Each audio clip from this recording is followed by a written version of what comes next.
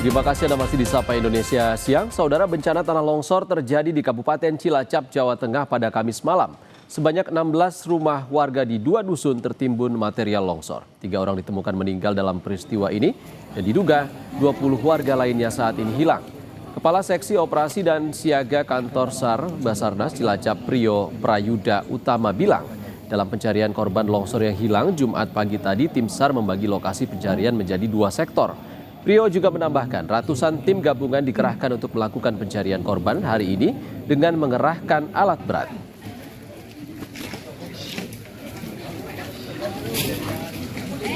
Baik, dapat kami sampaikan bahwa pada hari ini memasuki hari kedua, kami telah menyusun rencana operasi di mana area terdampak longsor kita bagi menjadi 2 sektor.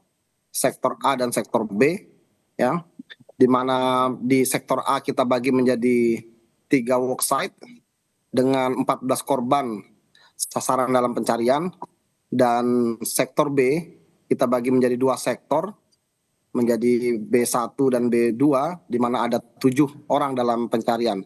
Dan hari ini kami telah membagi seluruh. Dan untuk mengetahui perkembangan terkini pencarian korban hilang akibat longsor yang menerjang permukiman, kita sudah terhubung dengan Kepala Pusat Data Informasi dan Komunikasi Kebencanaan BNPB, Abdul Muhari. Selamat siang, Pak Muhari.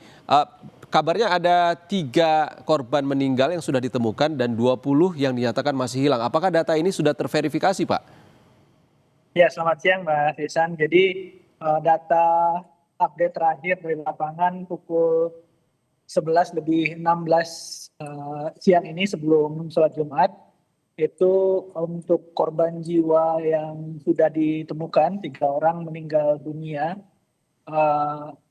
jenis kelamin perempuan ketiga-tiganya, dan seperti tadi disampaikan oleh Basarnas ada 2 sektor pencarian, satu di dusun Tarukahan dan satu lagi di dusun Cibuyut. Di dusun Tarukahan ini sebelumnya 7 jiwa, tadi ditemukan 1 tinggal 6 jiwa, sedangkan di dusun Cibuyut itu masih 14 jiwa, sehingga total pencarian hingga siang ini 20 korban hilang. Ini semuanya untuk identitas kita sudah kantongi, artinya posisi rumah korban dan identitas korban sudah dikantongi oleh tim SAR, sehingga upaya pencarian bisa lebih terlokalisir dan pengerahan personil, alat perangkat juga bisa lebih terfokus. Perlu kami sampaikan, Mas Ihsan, bahwa BNPB saat ini sudah menggeser beberapa tambahan perlengkapan supaya nanti upaya pencarian sedapat mungkin bisa kita teruskan di malam hari. Kita sudah menggeser light tower, kita sudah menggeser pompa Alkon untuk pemisahan tanah lumpur, sehingga upaya pencarian sebisa mungkin kita optimalkan. Itu di sisi hilirnya.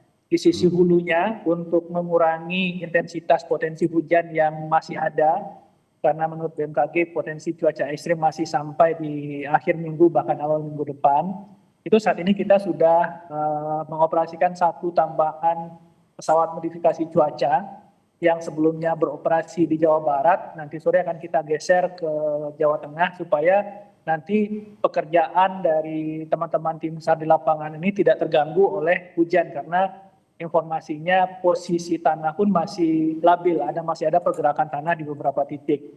Nah, kita khawatirkan kalau ini terjadi dan kalau hujan masih turun, ini akan membahayakan bagi personil sendiri. Jadi kita coba dari hulu ke hilir, dari hulunya kita kurangi intensitas hujannya supaya lebih optimal, dari hilirnya semua alat perangkat untuk bisa optimal hingga pencarian malam hari saat ini sudah mulai bergerak ke lokasi, Mas Ihsan. Ya, Pak Muhari, ada berapa personel yang sudah dikerahkan hingga saat ini, Pak? Dari informasi yang kami dapatkan, total personil gabungan tidak kurang dari 200 orang.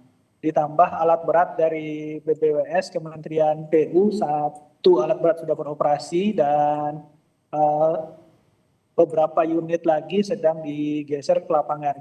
Tidak hanya alat berat, tetapi juga perlengkapan personil individu pun ini sedang kita tambah. BNPB sedang bergeser on the way ke lokasi sehingga kita harapkan benar-benar bisa optimal di lapangan, Mas Ihsan. Oke, Pak Muhari tadi ada mengatakan BMKG memprediksi masih ada hujan yang cukup lebat beberapa hari ke depan dan juga tanah ini juga masih labil.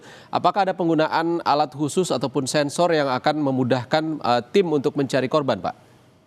BNPB juga saat ini sedang menggeser satu unit drone terbang, tapi nanti memang kita akan lihat efektivitasnya karena akan sangat bergantung pada ketebalan atau kedalaman posisi korban nantinya, tapi upaya itu juga akan kita lakukan. Satu hal lagi, Mas Ihsan, bahwa ada 12 rumah yang saat ini sudah terdata rusak, hancur, terdampak tanah longsor. Dan ada 16 rumah yang berpotensi terdampak. Jadi masih ada 16 rumah lagi yang berada di kawasan longsor tersebut yang juga penghuninya tidak bisa terus tinggal di rumah tersebut untuk sementara waktu. Nah, untuk antisipasi dari warga terdampak yang saat ini tidak memiliki tempat tinggal, BNPB juga sudah menyiapkan alat dan kesiapan prasarana untuk membangun hunian sementara. Jadi kalau kita total 12 tambah 16 tidak lebih dari 30 unit rumah atau bahkan jika itu bertambah hingga 50 unit rumah untuk hunian sementara ini nanti insya Allah bisa kita selesaikan dalam 10 hari ke depan supaya nanti masyarakat yang terdampak yang kehilangan tempat tinggal saat ini mengungsi di tempat kerabat itu bisa sementara di hunian sementara nantinya. Pak Ihsan. Baik, pengungsian juga terus di-handle Pak ya di sana. Nah, untuk kedepannya bagaimana? Apa yang terkait pencarian, apa yang akan segera dilakukan, yang urgent untuk dilakukan, dan bagaimana pihak keluarga ini tuh bisa mendapat informasi di sana? Ya, selama fase tanggap darurat tentu saja dua hal yang menjadi prioritas. Pertama itu pencarian korban sampai selesai. Kita harapkan benar-benar bisa optimal di fase golden time ini. Kemudian bersamaan dengan itu juga penanganan warga terdampak. Jadi kelengkapan logistik dasar permakanan maupun non permakanan sementara akan kami pastikan bahwa itu terlengkapi dengan baik. Sementara tadi kami berkoordinasi dengan daerah lokasi mana yang bisa untuk sementara dibuat hunian sementara bagi warga ini. Tapi tentu saja fokus penanganan dalam 3x24 jam ini pertama itu pencarian korban, kedua penanganan warga terdampak yang selamat, Mas Ihsan. Baik, terima kasih Kepala Pusat Data dan Informasi BNPB Pak Abdul Muhari sudah berbagi informasi bersama kami di Sapa Indonesia Siang. Terima kasih Pak Abdul. Saudara.